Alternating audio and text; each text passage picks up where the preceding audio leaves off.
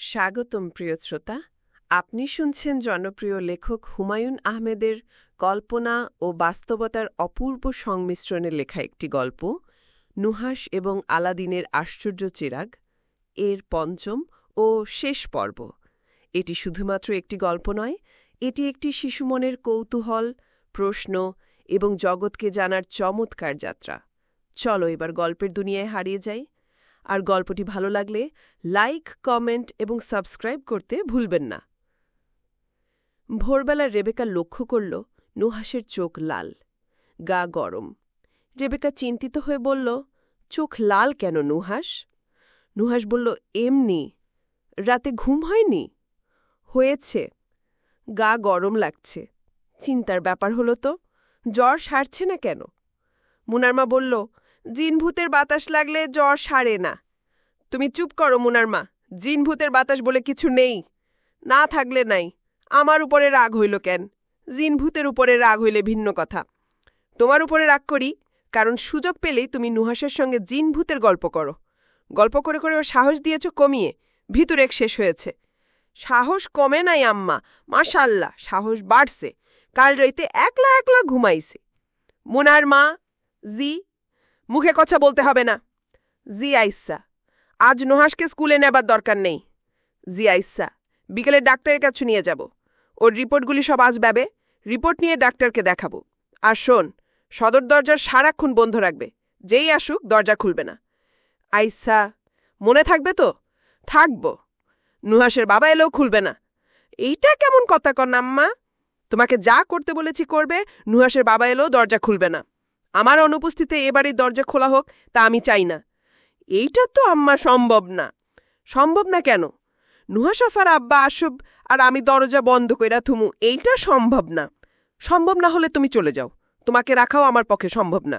জি আইসা, তুমি তোমার বিছানা বালিশ নিয়ে আজ সন্ধ্যাবেলা চলে যাবে, আমি অন্য মানুষ রাখব।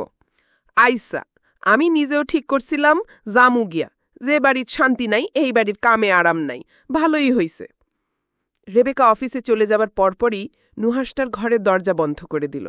চিকন গলায় ডাকল, আপনি কি এখনো ঘুমোচ্ছেন? দৈত্য বলল, ঘুমোচ্ছিলাম, তোমার মার চাচামেচিতে ঘুম ভেঙেছে। মহিলা বিদেয়ী হয়েছেন? হ্যাঁ। দৈত্য খাটের নিচ থেকে বের হয়ে এলো। তার মাথার চুল এখন সবুজ, ঝকঝকে সবুজ। নুহাশ অবাক হয়ে বলল, আপনার চুল সবুজ কেন? কাল রাতে সবুজ রঙের সবজি খেয়ে এই অবস্থা। আমরা যখন যে রঙের খাবার খাই মাথার চুলের রং হয় তাই। কাল রাতে সবজি হজম হয়নি, পেটের ভেতর ভুটভুট শব্দ হচ্ছে, মনে হয়েছে ডায়রিয়া হয়ে যাবে। ডায়রিয়া হলে অসুবিধা নেই, ওরসালাইন বানিয়ে আপনাকে খাওয়াবো। কিভাবে বানাতে হয় আমি টিভি থেকেই শিখেছি। 1 মুঠ গুড় লাগে আর 1 চিমটি লবণ, তারপর খুঁটা দিতে হয়, মুখে বলতে হয় দিলামটা, দিলাম গ্লুটা। দৈত্য হেসে ফেলল, প্রথমে নিচু গলায়, তারপর শব্দ করে হি হি হি হি হি হি হি হি। রান্নাঘর থেকে মুনারমা চেঁচিয়ে বলল, কে কে হাসে কে? নুহাশ বলল, আমি হাসছি আমি। ছি ছি, কেমন কইরা হাসেন? বুকের মধ্যে ধক কইরা উঠছে, মনে হইছে জিনভূতে হাসে। দৈত্য বিরক্ত হয়ে বলল, তোমাদের এই কাজের মেয়েটাকে বোকার হদ্দ বলে মনে হচ্ছে। জিনভূতের হাসি আর দৈত্যের হাসি এক হলো? কোথায় জিনভূত আর কোথায় দৈত্য? কোথায় চড়ুই পাখি আর কোথায় উট পাখি? ওই মহিলাকে একটা আছাড় দিতে ইচ্ছে করছে। নুহাশ বলল, বুয়ার ওপর আপনি রাগ করবেন না, বুয়া খুব ভালো। আমি সহজে রাগ হই না, কিন্তু দৈত্যদের অপমান আমার পক্ষে সহ্য করা মুশকিল। যাক, বাদ দাও। তোমার সমস্যার সমাধান কি করে করা যায় তাই এখন জরুরি, অন্য কিছু তেমন জরুরি নয়। তোমার সমস্যার সমাধান হোক, তারপর ওই মেয়ের কানের কাছে এমন হাসি দেব যে সে বুঝবে দৈত্যের হাসি কত প্রকার ও কি কি। আমি সব সহ্য করতে পারি, কিন্তু দৈত্য সমাজের অপমান সহ্য করি না। নুহাশ বলল, আপনি 1 গ্লাস পানি খান, তাহলে রাগ কমবে। দাও, পানি দাও। 1 গ্লাস না, দৈত্য পুরো 2 বোতল পানি শেষ করল। তার রাগ অনেকটা কমল। সে নিচু গলায় বলল, নুহাশ, জি। তোমার সমস্যার সমাধান বের করেছি। তোমার মা যখন সকালবেলা তোমার অসুখ নিয়ে চেঁচামেচি শুরু করলেন, তখনই সমস্যার সমাধান পেয়ে গেলাম। কি সমাধান? খুব সহজ সমাধান। তোমার মা তোমার রিপোর্টগুলি নিয়ে ডাক্তারের কাছে যাবেন। ডাক্তার সেই রিপোর্ট দেখে আঁতকে উঠবেন। আঁতকে উঠবেন কেন? আঁতকে উঠবেন কারণ রিপোর্ট খুব খারাপ। রিপোর্ট দেখে মনে হবে তোমার ভয়ঙ্কর এক অসুখ হয়েছে, এমন ভয়ঙ্কর যে তুমি 2 মাসের বেশি বাঁচবে না। আমি কি 2 মাসের বেশি বাঁচব না? আরে না, তুমি বাঁচবে অনেক দিন। রিপোর্টগুলি বদলে দিতে হবে। খুব কঠিন কাজ করতে হবে। উপায় কি? তারপর কি হবে? ডাক্তার সাহেব তোমার রিপোর্ট দেখে ভিড়মি খেয়ে যাবেন। তোমার মাকে বলবেন, তোমার মা ভিড়মি খাবে। পাগলের মতো খুঁজে বার করবে তোমার বাবাকে, যাকে বলে মধুর মিলন। আমার রিপোর্টগুলি আপনি কিভাবে বদলাবেন? আছে, উপায় আছে। খুবই কঠিন কাজ, কিন্তু করা সম্ভব। লেখা বদলে দিতে হবে। মুনার মা বন্ধ দরজায় ধাক্কা দিয়ে বলল, কার সাথে কথা কও আফা? কারো সাথে না। তুমি এমন বিশ্রী করে হাসতেছিলা কেন? আর হাসব না। দৈত্য চাপা গলায় বলল, বিশ্রী হাসি কত প্রকার ও কি কি তোমাকে আমি বুঝিয়েই থারব। বদমে ছেলে কথাকার। দৈত্যের হাসিকে সে বলে জিনভূতের হাসি। কত বড় আস্পর্ধা! নুহাস বলল, আচ্ছা, আপনাকে আমি কি ডাকব? আপনার নাম কি? দৈত্যদের কোনো নাম হয় না। রাম দৈত্য, রহিম দৈত্য বলে কিছু নেই। দৈত্য হচ্ছে দৈত্য। মানুষদের মধ্যেও এই নিয়ম চালু হওয়া দরকার। মানুষ হচ্ছে মানুষ, নাম আবার কি? রহিমও যা, করিমও তা। নুহাস বলল, আপনাকে ভাইয়া ডাকলে আপনি রাগ করবেন? অবশ্যই রাগ করব। ন্যাকামি ধরনের ডাক আমার অসহ্য। ভাইয়া, আপুমনি, ছি ছি। আপনি এমন রেগে রেগে কথা বলছেন কেন? দৈত্যদের রাগ ভয়ঙ্কর জিনিস। একবার উঠে গেলে নামতে সময় লাগে। উল্টে দিক থেকে গুনলে রাগ কমে যায়। আমি একটা নাটকে দেখেছি 100, 99, 98, 97 এরকম। দৈত্য সঙ্গে সঙ্গে বলা শুরু করল, 100, 99, 98, 97, 96, 95, 94। নুহাস বলল, রাগ একটু কমেছে? দৈত্য হাসি মুখে বলল, একটু কম কম লাগছে। বুদ্ধি তো মন্দ না। রাগ বাড়ানোর উপায়টা কি? ঠিকমতো গুণা। 100, 101, 102, 103 এরকম। রাগ বাড়ানোর কোনো নিয়ম নাটকে দেখায়নি। দৈত্য দীর্ঘ নিঃশ্বাস ফেলে বলল, প্রয়োজনীয় জিনিস কিছুই নাটকে থাকে না, অপ্রয়োজনীয় জিনিস থাকে। এই জন্যেই টিভি দেখা ছেড়ে গিয়েছি। রাগ কমানোর নিয়ম জানার কোনো দরকার নেই। রাগ বাড়ানোর নিয়ম জানাটা অনেক বেশি দরকার। আপনি যা রেগে আছেন, আপনার সঙ্গে কথা বলতেই ভয় ভয় লাগছে। আপনি বরং কিছুক্ষণ চোখ বন্ধ করে শুয়ে থাকুন। এটা মন্দ না। বিশ্রাম দরকার, অনেক কাজ বাকি। বিকেলে তোমার মা তোমাকে নিয়ে ডাক্তারের কাছে যাবার আগে সব কাজ সেরে রাখতে হবে। ঘণ্টাখানি ঘুমিয়ে নিলে উত্তম হবে। দৈত্য নুহাসের বিছানায় লম্বা হয়ে শুয়ে ঘুমিয়ে পড়ল। ডাক্তার সাহেব নুহাসের রিপোর্টগুলি 1 বার, 2 বার, 3 বার উল্টে দেখলেন। 1 বার করে দেখেন আর তার মুখ অন্ধকার হয়। 3 বার দেখার পর ডাক্তার সাহেবের চেহারাই পাল্টে গেল। তিনি কয়েকবার ঢোক গিললেন। রেবেকা বলল, কি হয়েছে ডাক্তার সাহেব?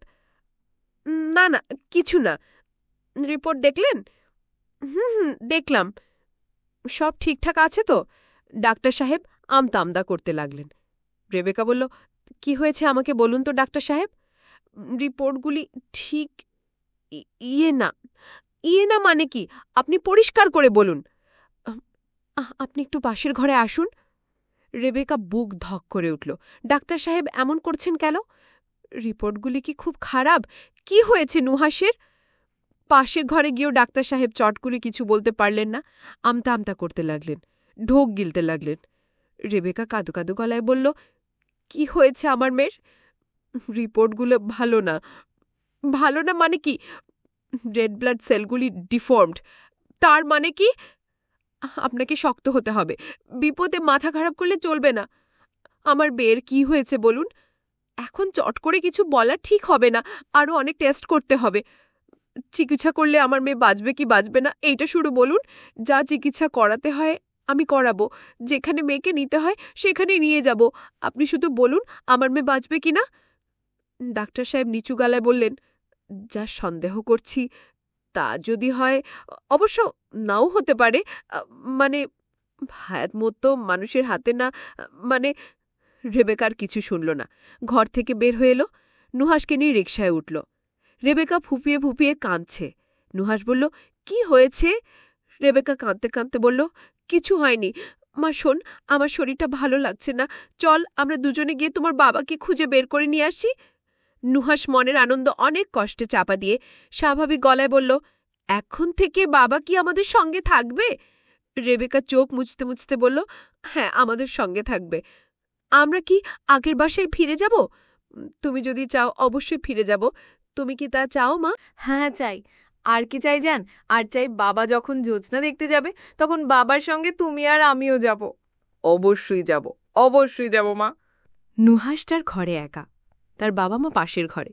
নুহাশ ফিসফিস করে বলল, আলাদিনের চেরাগের দৈত্য, আপনি কি আমার একটা কথা শুনবেন? প্রদীপের ভেতর থেকে উত্তর এলো, কি কথা?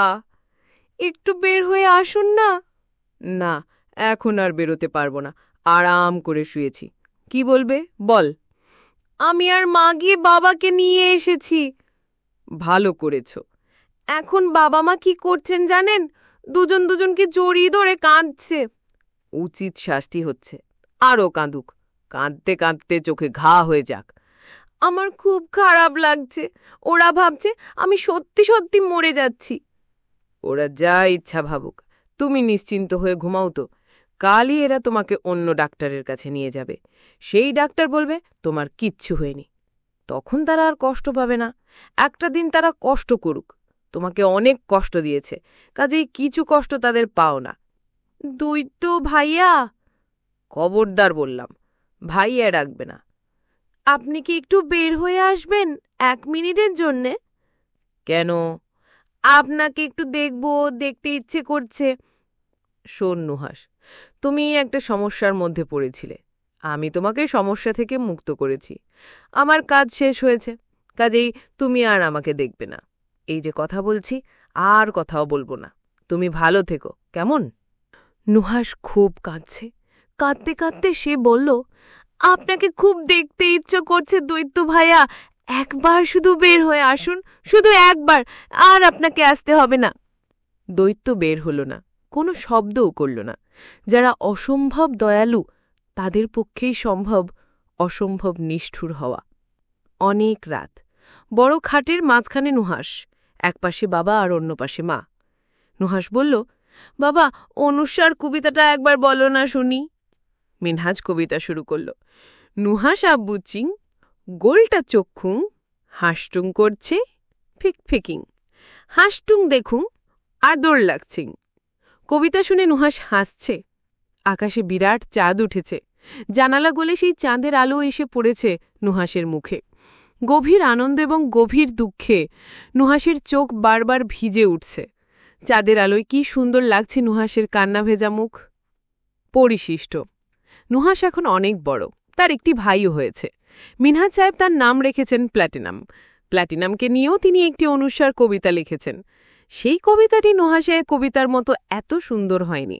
নুহাশ যদিও অনেক বড় হয়েছে, এবার এসএসসি দেবে, তবু তার ধারণা ছোটবেলায় আলাদিনের দৈত্য এসে তার সমস্যার সমাধান করে দিয়েছে। কেউ তার এই গল্প বিশ্বাস করে না, সবাই হাসে। সবার ধারণা নুহাশ বানিয়ে বানিয়ে গল্পটা বলে। শুধু নুহাশের বাবা মার ধারণা নুহাশ পুরো ব্যাপারটা স্বপ্নে দেখেছিল। তবে একজন ডাক্তার প্রথমে যে বলেছিল নুহাশের লিউকেমিয়া হয়েছে, পরে দেখা গিয়েছে এটা ঠিক না, তা কিন্তু সত্যি। নুহাশের লিউকেমিয়া, এক ধরনের রক্তের ক্যান্সার হয়েছে শুনেই যে তার মা নুহাশের বালাকে নিয়ে আসেন, তাও কিন্তু সত্যি। কে জানে, হয়তো সত্যি সত্যি দৈত্য এসেছিল, কিংবা কে জানে, হয়তো পুরোটাই শিশু মনের কল্পনা। শিশুদের কল্পনার শক্তি যেমন অসীম, ঠিক তেমনি পৃথিবীর রহস্যময়তাও অসীম। এই রহস্যময় পৃথিবীতে অনেক কিছুই হতে পারে। এই ছিল নুহাশ এবং আলাদিনের আশ্চর্য চেরাগের পঞ্চম শেষ পর্ব। নুহাশের চোখ দিয়ে আমরা আবার একবার ফিরে গেলাম আমাদের ছোটবেলায়। সেই সময় যখন একটা 10 টাকার চকচকে নোট, একটা পুরনো শিলপাটা আর কিছু প্রশ্নই ছিল জগতের সবচেয়ে বড় রহস্য। আপনাদের যদি এই গল্পটি ভালো লেগে থাকে তাহলে সাবস্ক্রাইব করুন আমাদের চ্যানেল আর শেয়ার করুন বন্ধুদের সঙ্গে। পরের বার আবার আসব এক নতুন হুমায়ুন রূপকথা নিয়ে। শুভেচ্ছা রইল, ভালো থাকুন, গল্পে থাকুন। ধন্যবাদ।